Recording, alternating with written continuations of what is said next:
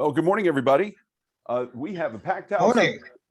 We have a packed house here in College Park. I think the best place for me to stand is back over here in the corner so I can see everybody online and here in the room. Well, good morning and thank you for joining us all over the nation here on Online Home Church. We are glad to see your bright and shining faces, especially those here in our living room where yesterday we celebrated homecoming at Woodward Academy, where most of these kids in the room today are seniors. So we have a lot to discuss today, given the theme of our day, which is faith. In our Old Testament lesson today, we hear this incredible story of Jacob, who has packed up everything he owns, his entire family, all the livestock, and decided to follow God's promise to a better land and a better country. Do you think that took some faith to just pack up everything and hit the road? I think so too. And yet that is not the meat of the story, is it? We've got this incredible scene where in the middle of the night, Jacob's family is asleep. The animals are doing their animal thing. It's the middle of the night and a stranger approaches and Jacob assumes it's a threat. And he's right, because the stranger starts wrestling with him and they wrestle all night. Anybody here? We got a lot of teenagers. Anybody here been on the wrestling team?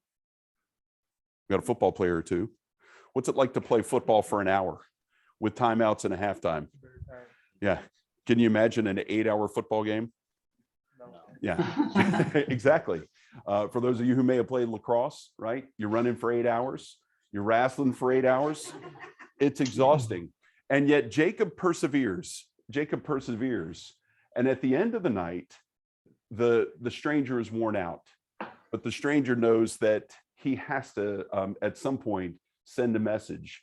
And so in this incredible story, the stranger punches Jacob in the hip and knocks it out of joint. I'm looking online. I know we have a multitude of generations assembled in our congregation today. Anybody had a hip replacement or a hip get knocked out over time? We've had some bad hips in this room over time.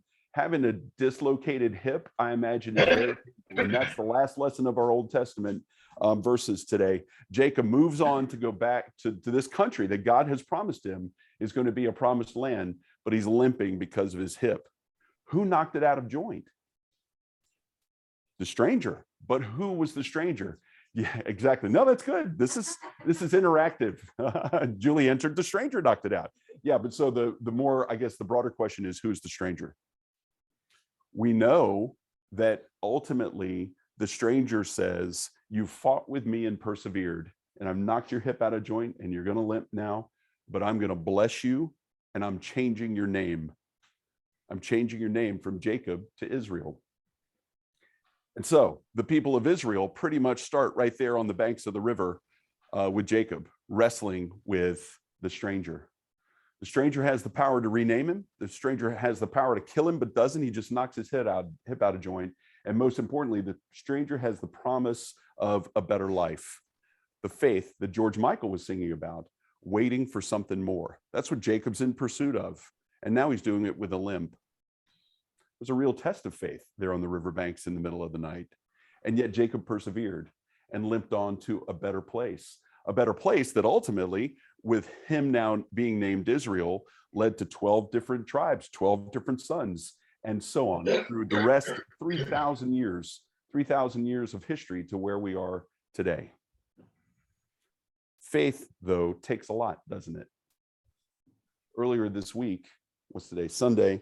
On Thursday, I think, of this week, a jury in Florida decided that the guy who walked into the high school in Parkland, Florida, and shot and killed 17 people shouldn't be put to death. He got life in prison.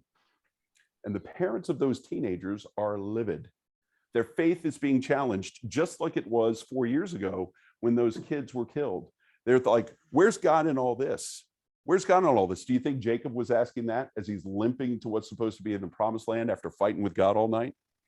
I bet so. And now 4 years later, these parents are like, where's justice?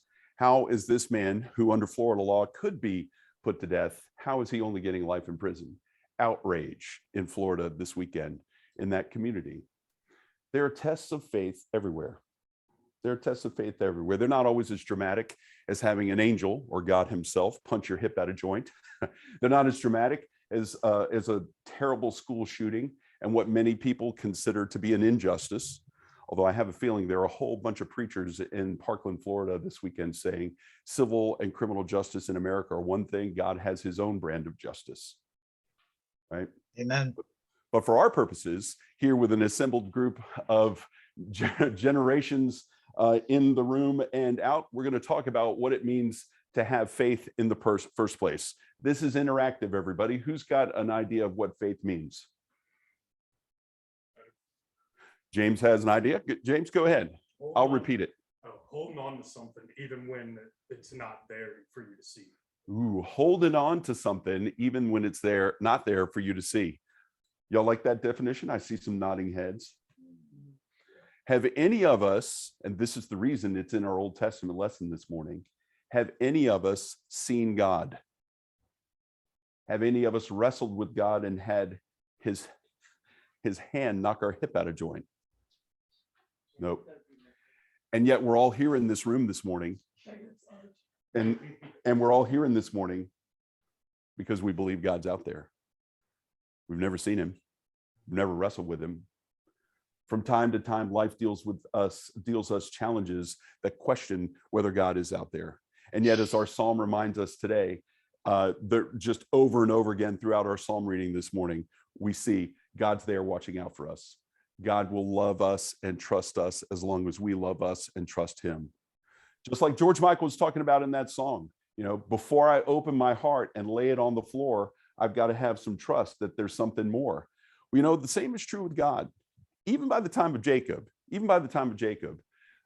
his people kept agreeing to love him and yet betraying him, right? The first covenant with God was Noah. People had just gone completely sideways. And God said, you know what? I'm going to kill everybody. I'm going to flood the earth, and that's that. But he said, you know what? I feel like Noah's got some faith in me, and I have faith in Noah that he will lead everybody on the path of righteousness. So he floods the earth, but saves Noah and the animals in the ark. And what's the sign of that love, that covenant that God has with Noah? The rainbow, exactly. And then later, he has this covenant with Abraham. By the way, this is a theme in the Old Testament, what we call the Old Testament, right? You have an agreement, you have a powwow with God, and then he changes your name. Abram was just a guy running around the Middle East until God says, if you will follow me, I will give you the promised land and I will make your descendants outnumber the stars. And Abram says, okay, and changes his name to Abraham. And sure enough, we have descendants that outnumber the stars, but it's only through Abraham's grandson, Jacob, that we read about today. So there are challenges all over to our faith. And sitting here at homecoming weekend of senior year, you're probably going to encounter some more just in the next few months. For most of you, this is a time to think about what comes next after graduating from high school, right? And everybody, I think, whether it's us, Noah, Abraham, Isaac, or Jacob, everybody wants to have a sense of knowing where they're going. What comes next? What does the promised land look like for me, even if it's only in the next 6 months? 8 months, right? You're going to be graduating in May and heading off to wherever. You want to know what that's going to look like. Do you get to decide? Sometimes. Sometimes other people help you decide in the admissions office, right? Sometimes people help you decide. And it's important in those moments, regardless, I'm using now terminology that's more familiar with the older generations here in the congregation. No matter what the size of the letter is you get in the mailbox from the admissions office, right? In the old days, it was a small letter saying, sorry, not the right school for you, and a big package of enrollment stuff if you were going to that school. No matter what the size of the envelope is, you can't lose faith. God's got a plan for us, just like he did with Jacob. And hopefully part of your plan with God does not involve wrestling in the middle of the night and having a dislocated hip. But hopefully that hopefully something that is consistent with God's will for you. That's what Paul's talking about in his letter to Timothy this morning, when he's saying, hey, you got to be persistent. There are people who are going to try and distract you. There are people who are going to try and put myths in front of you that are going to lead you on the path away from God. And that great phrase that Paul talks about this morning, your ears itch. Why do your ears itch? Because you long to hear for something. And unfortunately, our human nature is that often our ears itch for something that we want to hear, but that is not God's will. And so we have to discern, and we have to be smart about it and know what's God's message for us versus what we want to hear that's really going to be bad for us. We had an encounter just last night where someone had a message in his head that wasn't good for him. And I want to thank Jackson and Max for helping us deal with this boy at 1:30 in the morning who was insisting he could drive home, but wasn't able to. We were able to get him settled. He spent the night here, and he's not here with us this morning. So what are we going to do about him? No. Caroline said we're never going to talk to him again. No. We're going to pray for him. We're going to pray for him to make better decisions. We're going to pray for him to let those voices in his head, which are distracting him and make his ears itch. I can do it. I can do it to get those voices out of his head, because he ultimately made the right decision. He spent the night here.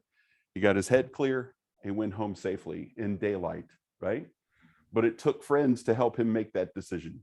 I'm proud of you boys. And ultimately, that's what a worship community is, isn't it? When you have challenges of faith, you can lean on people and say, hey, listen, the team that I want to go play for hasn't asked me to go join them yet. What do I do? The school I want to go to hasn't replied in the way that I want them to yet. What do I do? The sorority that I want to join didn't invite me to all right, sorority rush we'll do next fall when you talk about faith. You see my point. There are challenges to faith everywhere. What's the one thing that is always there for us? It's God. God's always there for us. Your life is always going to have challenges, but that faith, just like we talk about the Psalms today, that faith that God is always there. You're always under the shadow of his wing, and that he's protecting you will help you get through these challenges to faith and persevere in the way of God. Amen. Amen. With Christians around the world and across time, let's say together the Nicene Creed. Everybody, this is page 358.